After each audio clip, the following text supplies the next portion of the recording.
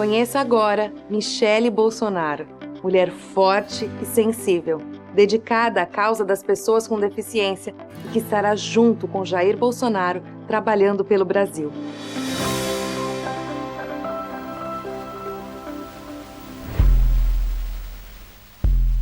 Michele entrou na campanha de Jair Bolsonaro faltando 3 dias para o segundo turno das eleições de 2018.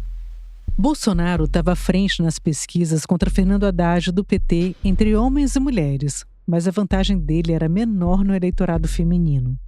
Menos de um mês antes, em 29 de setembro, milhares de mulheres tinham ido às ruas do Brasil, dos Estados Unidos e da Europa protestar contra o Bolsonaro. Somos mulheres, milhões e diversas. Bolsonaro é tudo que o Brasil não precisa. Por isso dizemos, ele não! O protesto Ele Não atravessou os oceanos e chegou até Lisboa. Infelizmente nunca votei em 15 anos e pela primeira vez nessa eleição eu vou votar. Ele não! Ele não!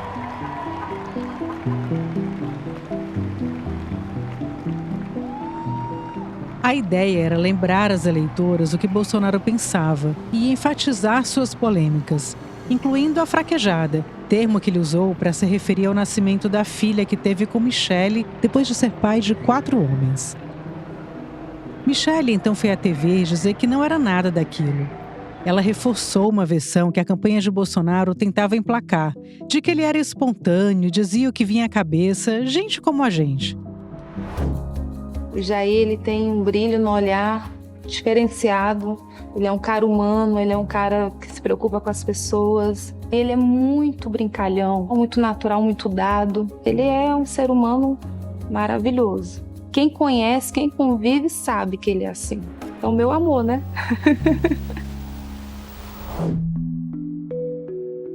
Tinha uma razão a mais para Michele estrear na campanha do marido.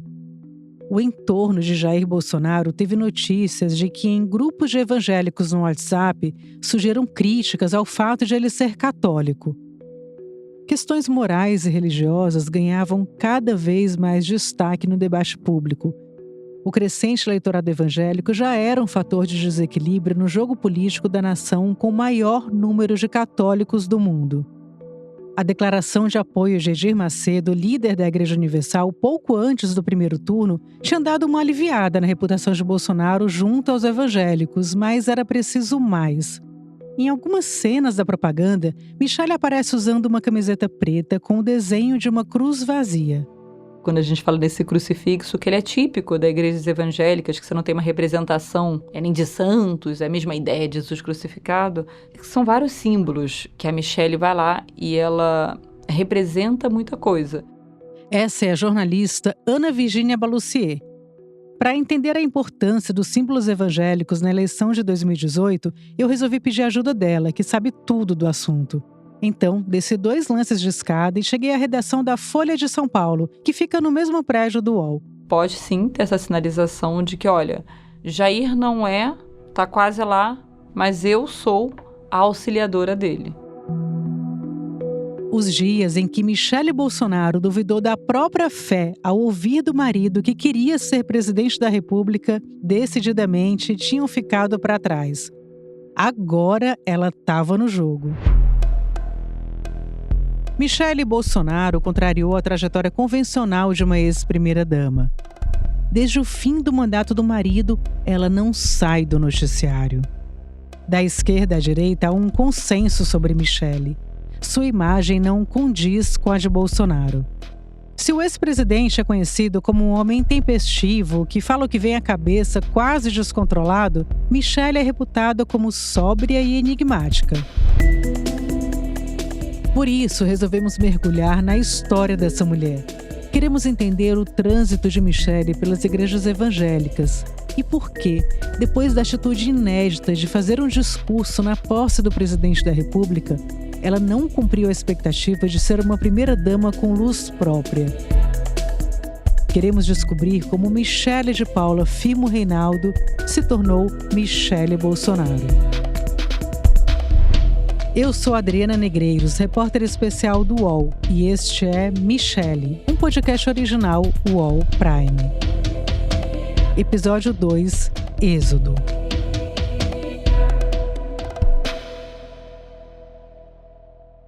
O anúncio oficial da campanha de Bolsonaro foi em março, quando ele se filiou ao PSL, um partido pequeno e irrelevante até então.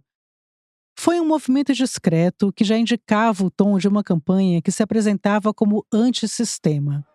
Naquele momento, o Brasil ainda enfrentava a crise política que se arrastava desde as manifestações de junho de 2013. O avanço da Operação Lava Jato e a prisão de Lula em 2018 aprofundaram ainda mais a polarização. Havia um sentimento difuso de rejeição à política tradicional. Bolsonaro ocupou esse espaço. Praticamente sem tempo de televisão, a campanha aconteceu principalmente nas redes sociais. Era uma comunicação sem mediação que ajudava a construir a imagem de alguém acessível. No começo de setembro, as pesquisas davam pouco mais de 20% de votos para Bolsonaro, quando ele foi esfaqueado durante uma agenda de campanha em Juiz de Fora, no interior de Minas Gerais. Michele contou detalhes desse dia no canal do jornalista Alexandre Garcia no YouTube. Quando eu cheguei na Santa Casa, eu abri a cortina e realmente ele estava irreconhecível. Ele olhou para mim e falou: Mi, olha o que fizeram comigo. E eu olhei para o teto do hospital e fiz uma oração. Falei para Deus: Senhor, eu sei que não caiu um fio da nossa cabeça e nenhuma folha da árvore sem o seu consentimento. Depois da facada, Bolsonaro não compareceu aos debates eleitorais e a comoção em torno do ataque deu um gás à campanha dele. Jair Bolsonaro, do PSL, ficou em primeiro lugar, com 46,03% dos votos. Isso representa mais de 49 milhões de pessoas. No segundo turno, a estratégia de campanha permaneceu a mesma, sem participação em debates e com foco nas redes sociais. A diferença era que agora ele tinha o mesmo tempo de televisão de Haddad, e foi por isso que Michele pôde tratar de tantos assuntos naquela estreia no horário eleitoral. Um dos temas foi o seu interesse pela comunidade surda. Minha mãe, ela foi sempre uma pessoa que nos ensinou que a gente não deveria negar água e comida para ninguém. E a gente cresceu com isso, né? Eu tenho um tio surdo e ele plantou essa sementinha, né, na minha vida. E me despertou o amor pela Libras. Eu comecei a estudar sozinha. E esse amor foi aumentando. O tio a quem Michele se refere é Gilberto Firmo. Depois, quando ele foi preso por guardar pornografia infantil, Michele disse que não tinha uma relação próxima com ele. Apesar de remeter o interesse por Libras à infância, fazia pouco tempo que Michele dominava o idioma, estimulada pela vida comunitária na igreja. Eu casei e vim morar no Rio. E aqui foi bem complicado. Eu saí da minha terra natal. A cultura daqui é bem diferente de Brasília. Os hábitos, né? Então isso me entristeceu um pouco. Então eu comecei a ter depressão porque eu me casei em Brasília, vim para o Rio, só que meu marido me deixava no Rio e ia trabalhar em Brasília. Foi essa depressão que levou Michele a procurar uma nova igreja na Cidade Maravilhosa. Eu consegui ir numa igreja universal e dali o pastor começou a me acompanhar. E em seguida eu encontrei a minha igreja, que era a Assembleia de Deus Vitória em Cristo. Na Assembleia de Deus, Michele conheceu Sóstenes Cavalcante, que hoje é deputado federal pelo PL do Rio e na época era pastor. Eu conversei com ele em Brasília. Na verdade, não era ainda nem Vitória em Cristo, porque o pastor Silas não tinha assumido a igreja. Era a Assembleia de Deus da Penha, que tinha uma filial na Barra da Tijuca, na Avenida das Américas. Ela era membro ali. Eu trabalhava com o pastor Silas Malafaia. E visitando a igreja, eu com minha esposa a conhecemos. Ela já era a esposa do deputado Jair Bolsonaro. Em 2010, com a morte do sogro, o pastor José Santos, Malafaia assumiu o comando da igreja. Essa igreja foi transferida da Avenida das Américas para Lúcio Costa, bem próximo do condomínio onde eles moravam, ali na Rua da Praia, na Barra da Tijuca. Nessa época, Jair Bolsonaro e Silas Malafaia já tinham se aproximado, como a gente mencionou no episódio passado. Ana Virgínia dá mais detalhes. Na metade dos anos 2000, alguns fatores levaram o Malafaia a se aproximar do Jair, que pode ser, sobretudo, assim, o combate ao que visto como assim, o Plano Nacional de Direitos Humanos, de alguns tempo antes, e também o PL 122, que era o PL anti-homofobia, que foi encarado como um ataque às igrejas evangélicas, por exemplo, que falavam que, dependendo da interpretação daquele texto, você poderia prender um pastor por ler a Bíblia. E se de fato você pega a Bíblia, dependendo da tradução que você encontrar, você vai ter claramente frases, versículos falando, por exemplo, um homem que se deita com um homem é uma abominação, que pode ser punida até com pena de morte. Se essa frase isolada, qualquer pessoa que lesse uma frase dessas e falasse não é da Bíblia, poderia falar isso é homofobia. E aí os pastores começaram a falar, se você aprovar esse texto, a gente pode ser preso, o meu pastor pode ser preso, e isso eu não vou deixar. Silas Malafaia encontrou no então deputado federal Jair Bolsonaro um aliado para barrar o projeto no Congresso. E na esposa dele, Michele, uma aliada para as questões do dia a dia evangélico. O que não estava encaixando ali era Jair não participar desse dia a dia com Michele. Então ela pediu ajuda a Sóstenes Cavalcante. Eu me lembro que uma das conversas que a gente fez foi justamente ela falando, se aproxima do Jair, eu quero que ele também se torne um evangélico junto comigo, você pode me ajudar nisso. Então, se eu bem entendi, deputado, o senhor se aproximou primeiro da ex-primeira-dama Michele? Sim, a minha amizade primeiro foi com ela, eu e minha esposa a conhecemos aí, antes mesmo de eu ser deputado. Depois, quando eu fui candidato a deputado que ganhei a eleição, encontramos ela, aí foi quando ela me fez esse pedido com a minha esposa, já que você vai para lá, aproxima do Jair, vamos tentar fazer ele firmar na igreja, uma pessoa boa, meu marido. O projeto deu certo em partes. Eu sempre digo que o Bolsonaro, ele talvez seja o evangélico mais católico que eu conheço, né? Porque ele se declara católico, mas poucas vezes eu vi o presidente Bolsonaro em igreja católica. Se você me perguntar quantas vezes eu vi ele em igreja evangélica, algumas dezenas, né? Algumas dezenas. E aí eu tenho certeza que isso é muita influência da Michele. O Jair Bolsonaro é o que a gente pode chamar de pancristão, um camarada que tanto agrada do tipo... Ele tem o bônus, isso quem fala é o sociólogo Paul Freston, assim, que ele tem o bônus da identidade evangélica, ele não é um evangélico, mas ele é amigo de tantos evangélicos, ele se identifica tanto com elementos evangélicos, mas ele não tem o ônus de ser o presidente crente. Ele não é esse presidente. Então ele é um pancristão que agregaria tudo isso. A transformação de Jair Bolsonaro nessa figura pan-cristã que a Ana Virgínia está descrevendo aí tem as digitais de Michele, que transita pelas igrejas evangélicas desde Ceilândia.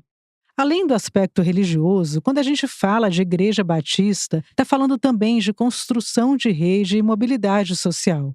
Isso quem me contou foi a antropóloga Jaqueline Moraes Teixeira. Ela pesquisa pentecostalismo há mais de 20 anos.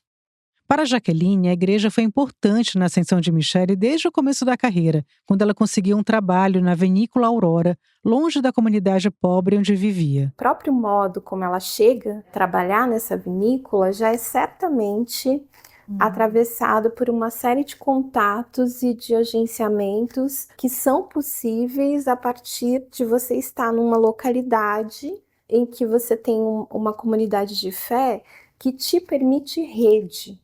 Eu acho que o fato dela ter ido para a Igreja Batista no começo foi muito significativo para começar a rede, né? Ela pode ser pensada como uma comunidade de fé que produz agenciamentos. Embora seja comum na população evangélica essa errância em relação às igrejas, até em função da oferta de templos que só cresce, a Jaqueline observou que as escolhas religiosas de Michele estão ligadas aos rumos políticos do marido. Como eu te contei no começo do episódio, a primeira igreja dela no Rio foi a Universal, liderada pelo bispo Edir Macedo, ainda num período em que o Bolsonaro era pouco conhecido nacionalmente. Conforme ele se esforçava para aumentar sua projeção política, a vida religiosa da família também foi se modificando. O modo como a Universal pensa política e apoia seus políticos não teria produzido o mesmo efeito de apoio ao Bolsonaro que o Silas Malafaia produz. Então, não faria muito sentido, demoraria mais tempo para o Bolsonaro atingir o apoio que ele atingiu do Malafaia se ele entrasse no contexto, na linguagem política da Igreja Universal. Isso explica o fato de ela ter ficado tão pouco tempo na Universal.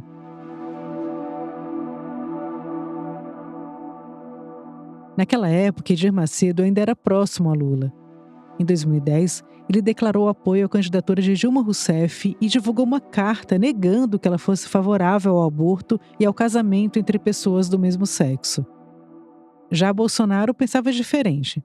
Embora tenha apoiado Lula em 2002, ele foi para a oposição assim que o PT assumiu o governo. O bispo e sua Universal só dariam apoio a Bolsonaro muito tempo depois, quando ele já era uma figura central na polarização política. Quando a família Bolsonaro se aproximou de Malafaia, ele não tinha o tamanho de Edir Macedo, mas já crescia entre as lideranças religiosas. A Assembleia de Deus Pentecostal, não só em plena ascensão, mas em plenas condições de disputar politicamente qualquer coisa, né? E que, consequentemente, né, além de ela ter, talvez, encontrado uma sensação de reconhecimento e de importância que ela não deve ter encontrado diretamente na Igreja Universal, também encontrou uma possibilidade de uma igreja aberta, minimamente, a apoiar o Bolsonaro, mesmo que ele não necessariamente viesse a ser da igreja. Essa é novamente a antropóloga Jaqueline Moraes Teixeira. No episódio passado, a gente contou que Michele deixou a igreja de Malafaia, a Assembleia de Deus, depois de se chatear com ele pelas críticas feitas ao marido. O pastor cobrou Bolsonaro por não tê-lo defendido quando foi alvo de uma operação da Polícia Federal. As duas famílias reataram os laços, mas Michele escolheu permanecer na igreja para onde tinha se mudado a atitude. Porque, de alguma maneira, ela vai para uma igreja que é uma igreja grande, de classe média alta, que tem uma incidência política significativa, mas não tem uma liderança nacional, que as pessoas vão vinculá-la a essa liderança, que ela vai ter que aparecer, vai ter que ficar pagando pedágio para essa liderança. O cotidiano da Igreja Atitude não é centralizado em uma figura famosa como Edir Macedo ou Malafaia, e a instituição tem muitos projetos voltados para a juventude, o que dá certo destaque para figuras como Michele. Michele, por sua vez, dá destaque à igreja.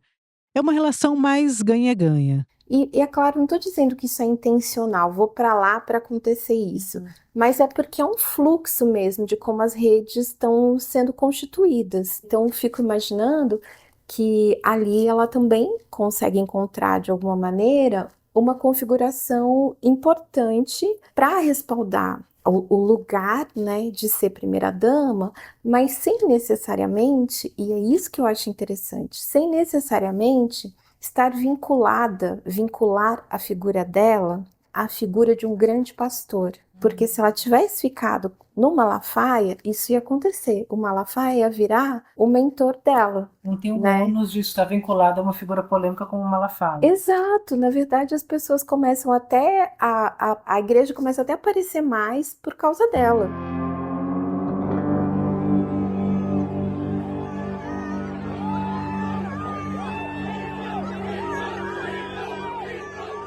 A reta final da campanha de 2018 foi marcada pelo sentimento de já ganhou do lado de Bolsonaro e de uma aceitação da derrota entre os eleitores de esquerda.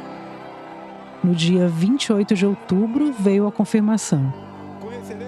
Bolsonaro fez um discurso messiânico, com referências religiosas e promessas de combate à corrupção e mudança na vida dos brasileiros.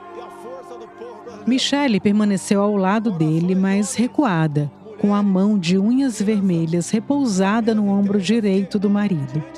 Ao longo do discurso, ela pronunciou algumas vezes baixinho a palavra Amém. A gente volta depois de um rápido intervalo. Assombrações que aparecem de repente em uma loja de conveniências. Serão fantasmas do além? Ou será a memória de pessoas conhecidas? Em que medida uma história muito pessoal reverbera na história da humanidade? Para algumas culturas, o rio, a montanha, o sol eram pessoas. Era vida. Eu estou contando a história que é coletiva, né? Porque aceitar o esplendor é também aceitar o horror. Eu sou a cantora Xênia França e esta é a segunda temporada do Em Obras, o podcast da Fundação Bienal de São Paulo. Nesta edição, partimos da 36ª Bienal, que coloca uma pergunta simples e ao mesmo tempo decisiva. O que significa praticar a humanidade? Ouça no UOL, no YouTube do UOL Prime, no site da Bienal e em todas as plataformas de podcast.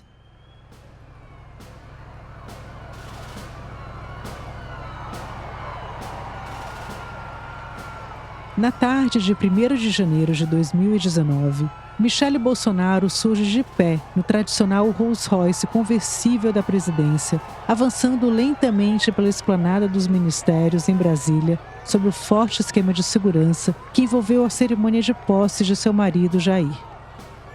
Com um vestido rosé e ombros à mostra, ela acena a multidão. Um detalhe naquele passeio de carro escapa ao protocolo e ajuda a contar outra história. Do banco de trás, quase colado ao pai, está Carlos Bolsonaro, então vereador do Rio. A gente vai falar sobre a relação de Michele com os filhos de Jair daqui a pouco. Na época, o irmão Eduardo Bolsonaro, que acompanhou a cerimônia junto aos outros filhos do presidente eleito, disse que o vereador pegou carona no veículo por ser o pitbull da família. Se para a família de Jair não faltaram convites para a posse, poucos parentes de Michele estiveram presentes na ocasião. Gilberto, o tio surdo que a inspirou a estudar Libras, talvez tenha visto a homenagem que a sobrinha fez aos deficientes auditivos pela televisão. Eu me reuni com as minhas 2 líderes da igreja, que são intérpretes de Libras, e falei, eu vou fazer um discurso. Michele contou na entrevista para o Alexandre Garcia que decidiu discursar de última hora. E aí aconteceu que eu fiz esse discurso 2 dias antes da posse, treinei de madrugada, então de treino mesmo um dia. Ela diz que só revelou a Bolsonaro que discursaria pouco antes do casal sair em direção à cerimônia. A gente foi fazer a limpeza e ele deitado, eu falei, amor, eu queria te pedir 5 minutos do seu tempo de discurso. Aí ele falou, claro, desprovido, né? Você vai falar? Eu falei assim, vou falar. Eu falei, mas eu prometo que são 5 minutos, não vai passar. Ele, não, tudo bem. Não quis saber o teor da fala. Não quis saber. Eu estava fazendo a limpeza, ele não podia falar nada também, né? Senão eu deixava ele ali. Brincadeira. Naquele dia, Michele escreveu seu nome na história do Brasil com um ineditismo. Pela primeira vez, uma primeira-dama discursou durante a cerimônia de posse de um presidente da República e o discurso foi em Libras. Libras, que é a língua brasileira de sinais. Michele prometeu se empenhar para ajudar a comunidade surda, agradeceu a Deus por estar ali e também ao enteado Carlos pelo apoio ao pai na recuperação da facada. Atendendo a um pedido do público, também deu um beijo na boca do marido. O ineditismo do discurso fez com que muita gente achasse que no governo, Michele Bolsonaro seria uma primeira-dama com luz própria. Eu assisti a posse e vi, assim como a maioria dos brasileiros, a dona Michele pela primeira vez fazendo aquele discurso em Libras. Esse é André Costa, braço direito de Michele Bolsonaro. André é coronel da reserva da PM e esteve à frente da Secretaria de Comunicação Social durante o governo Bolsonaro. Isso realmente marcou, eu tinha um conhecimento da necessidade de Libras para comunicação com a comunidade surda. E na presidência da República eu só tive o meu contato com ela assim que assumi a SECOM. Minha primeira reunião de trabalho na SECOM foi com ela, que quis ali apresentar a causa que ela defendia. É comum que primeiras-damas escolham uma bandeira para levantar durante o governo de seus maridos, e geralmente é ligada a questões sociais. Michele optou pela causa das pessoas com deficiência e doenças raras. Então, por exemplo, na questão dos surdos, ela fazia questão de colocar, e isso no início era uma coisa totalmente nova para o cerimonial, então fazia questão de colocar o intérprete ao lado do presidente, ao lado dela, ao lado do ministro, que estivesse ali discursando no palácio. Então ela tinha muito esse tipo de atuação, mas jamais de intervenção, era sempre de ensinar e convencer. Mas nem sempre convencer era fácil. E a postura de Michele, que parecia distanciá-la da atuação de outras primeiras-damas, foi minguando ao longo do mandato. Segundo André, Michele tentou recorrer a outra mulher no governo, Damares Alves, na época ministra da Mulher, da Família e dos Direitos Humanos. Ela perguntou, Damares, por que a causa das doenças raras não está na pauta dos governos? Por que os governos nunca olharam para isso? A Damares, como uma pessoa já experiente no Congresso, ela falou, Michele, porque essa é uma pauta cara, custa muito dinheiro. De novo, a antropóloga Jaqueline Moraes Teixeira. Eu tenho pesquisas e textos e tal que vai fazendo levantamento dos desenhos das primeiras políticas, como é que essas políticas vai tendo um arrefecimento dos enfrentamentos, o dinheiro destinado para essas políticas não vão aparecendo, né? E o quanto, de alguma maneira, ela vai sendo mais impedida de aparecer em alguns espaços, né? A Damares e a Michele. Isso. E a gente pode dizer até que elas duas foram vítimas de machismo dentro do governo. Totalmente, dentro e fora, né? Sim. A Damares nunca foi uma unanimidade e a Michele também nunca foi uma unanimidade. O que me chamava atenção é que é muito comum, na verdade, as primeiras damas ficarem a cargo da questão social, né? E também me chamava atenção, na verdade, quase que um desinteresse do partido em relação ao que ela fazia. Então, como ela não entrava no enquadramento do partido, várias dessas coisas que ela produziu nesses primeiros 4 anos não entraram também no enquadramento da mídia. Quando é que a Michele aparecia? Por conta de alguma roupa, por conta de algum gasto. Ela foi sempre muito retratada nesse período pela mídia como alguém que não tinha muita voz e que era, consequentemente, quase que uma extensão de um escândalo e um escândalo muito performatizado no lugar dela de gênero, de primeira-dama, de novinha. A Michele do ineditismo, fora do script, se perdeu. E o escândalo que mais colou na primeira-dama nesse período foi que garantiu a ela uma marca, um apelido dado pela oposição: Micheque. O ex-assessor Fabrício Queiroz e a mulher dele, Márcia Aguiar, depositaram R$89 mil em cheques na conta bancária da primeira-dama Michele Bolsonaro. Fabrício Queiroz era ex-assessor de Flávio Bolsonaro na Assembleia Legislativa do Rio de Janeiro. Em 2020, uma quebra de sigilo bancário revelou que Michele recebeu R$72 mil em diferentes cheques de Queiroz entre 2011 e 2018 e mais R$17 mil da mulher dele, Márcia. Bolsonaro chegou a defender a esposa, dizendo que se tratava do pagamento de um empréstimo. Na época, Flávio estava sendo investigado pelo Ministério Público do Rio por chefiar um suposto esquema de rachadinha quando era deputado estadual. A rachadinha é o nome que se dá à prática em que parlamentares ficam com parte do salário de seus assessores, e Queiroz era acusado de ser o operador financeiro da rachadinha. Tanto o caso dos cheques quanto das rachadinhas foram arquivados pela Justiça. Apesar de envolvidos no mesmo escândalo, a relação de Michele com os filhos de Jair nunca foi de união. Muito pelo contrário. Não é segredo para ninguém que eles não se bicam. Quem é próximo da família evita tratar desse tema publicamente. Mas uma dessas pessoas, o Silas Malafaia, nos deu uma pista da natureza do conflito. Porque aí também imagino que tem uma delicadeza, tem a questão familiar, né? Que a gente sabe que não é fácil, né? Madrasta com enteados e... Você sabe que madrasta não é família. Isso, eu sou psicólogo, isso é fato, isso é real. Os filhos não consideram a madrasta como família. Isso é da natureza. Está lá no inconsciente, está lá no psicológico. Aquela mulher está ocupando o lugar da sua mãe. Então, existe uma questão psicológica inconsciente nisso aí. E aí isso realmente deve resvalar naturalmente para a política. Isso gera tensões.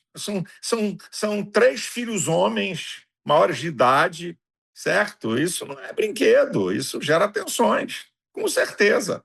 Fontes próximas aos herdeiros de Bolsonaro que a gente ouviu para esse podcast dizem que eles nunca aceitaram Michele no clã.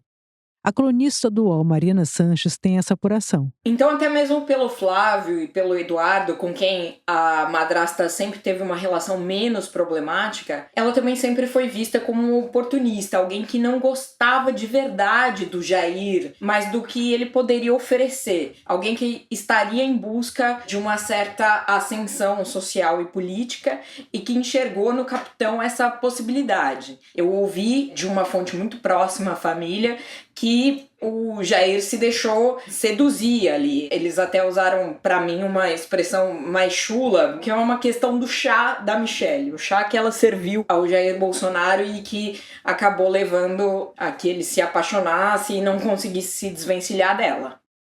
Durante a presidência de Bolsonaro, a tensão entre Michelle e os filhos, principalmente Jair Renan e Carlos, rendeu boas anedotas em Brasília. Em uma delas, revelada pelo portal Metrópolis, o presidente Jair Bolsonaro foi impedido de acessar a própria adega por ordem de Michelle. Bolsonaro queria presentear uma visita com um vinho. Viu o cômodo trancado, achou aquilo muito esquisito e pediu a chave para um funcionário. Ele disse que não podia dar por ordens da primeira-dama. Motivo: Jair Renan, o filho caçula, andava secando a adega sem autorização de Michelle. A solução encontrada: privar todos os moradores do acesso às garrafas. Enfurecido, Jair Bolsonaro resolveu a situação a seu modo. Arrombou a porta da adega na frente do convidado, que saiu de lá meio assustado, mas com um presente na mão. Só que as sucessivas brigas familiares acabaram respingando politicamente em Bolsonaro e abalaram momentos importantes da campanha à reeleição. Teve um atrito entre a Michelle e o Carlos Bolsonaro. Eles já acumulavam uma série de desentendimentos, disputando a proximidade com o Jair. E na semana em que Bolsonaro e Lula debateram pela primeira vez antes do segundo turno da disputa presidencial de 2022, o Carlos, a essa altura, já estava impedido de entrar no Palácio da Alvorada por ordem de Michelle e ficou irritado, tentando furar o bloqueio. A briga acontecia enquanto o Jair estava se preparando para enfrentar o Lula no debate, em um dos momentos mais tensos da campanha dele. E a Michelle exigiu a retirada do Carlos do local, que se enfureceu e decidiu não acompanhar o pai no debate. E o conflito abalou Bolsonaro, que acabou tendo um desempenho ruim naquela noite. Essa ruptura que afetou o debate político não se explica somente por desafeto no campo familiar.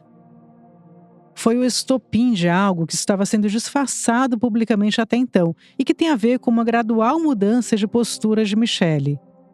Ela foi de uma primeira-dama tímida e subordinada ao clã a uma figura cada vez mais central no futuro político de Jair Bolsonaro e passou a reivindicar protagonismo. Se no governo a atuação de Michelle foi sufocada, seja por falta de verba para os projetos que defendia ou por machismo, na campanha pela reeleição, o jogo ficou um pouquinho diferente.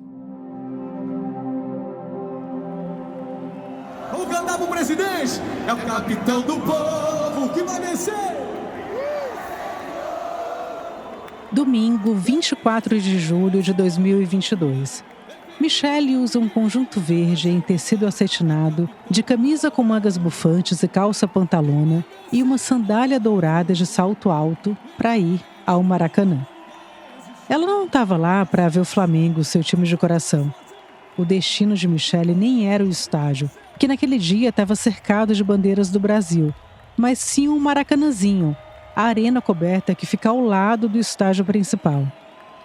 Ali acontecia o evento do PL, o Partido Liberal, que preparava o lançamento oficial da candidatura à reeleição de Jair Bolsonaro. Creio que eu possa quebrar o protocolo. O coração do seu marido está nela confiado. Ela só lhe faz bem e não mal. E todos os dias da sua vida. Então quero passar a palavra à primeira-dama, a senhora Michelle.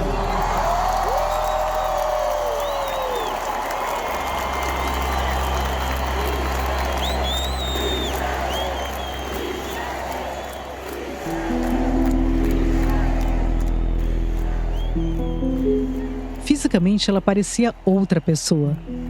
Os cabelos longos e loiros foram substituídos por um curtinho castanho escuro com nuca batida. Era uma Michelle mais madura, mais suave e que não parecia ter medo de multidões. O ginásio, com capacidade para 12 mil pessoas, estava lotado.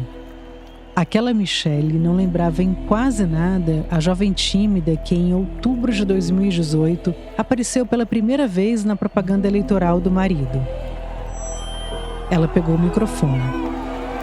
Obrigada. Obrigada pelo carinho, pelo apoio, obrigada pelas orações.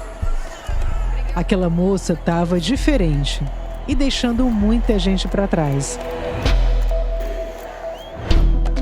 Na semana que vem, no próximo episódio de Michelle, a gente vai mergulhar nas intrigas que implodiram a família Bolsonaro. Bom, se o Bolsonaro não tivesse perdido a eleição, ela não seria presidente do PL Mulher. Isso é revelador de uma certa tensão que existe sobre quem é o titular desse sobrenome. Quem é que tem direito a usá-lo e aproveitar dele na sua máxima extensão. Quando foi conversando com essas mulheres conservadoras, a gente começou a entender que um nome que vinha para elas como uma mulher feminista era o da Michelle Bolsonaro. Os filhos do Jair a veem como uma feminista que deturparia o sobrenome da família estando em cargos políticos. E ela, de alguma maneira, tá com foda-se, né? Ela segue fazendo os rolês dela contra os filhos e contra ele. Assine o UOL para ouvir o episódio no Spotify. Michelle é um podcast original UOL Prime. A apresentação é de Adriana Negreiros. A reportagem é de Adriana Negreiros, Juliana Fadu e Mariana Sanches. O roteiro é de Clara Reustab e Adriana Negreiros. O tratamento de roteiro é de Laura Kapelushnik. A coordenação é de Lígia Carriel e Laura Kapelushnik. A montagem, desenho de som e finalização são de João Pedro Pinheiro. Trilha sonora original de João Pedro Pinheiro. Trilhas adicionais do Epidemic Sound. A direção de arte é de Gisele Pungan. A arte de capa é de Yasmin Ayumi. O podcast é um produto do UOL Prime, com edição de Luiz Weber e Vanessa Batista. A gerência geral é de Irineu Machado. A supervisão é de Murilo Garavello, diretor de conteúdo do UOL. Esse episódio usou áudios do UOL, do Poder 360, da Mídia Ninja, do canal de Alexandre Garcia, da TV Brasil, da Rede Super de Televisão e da TV Globo.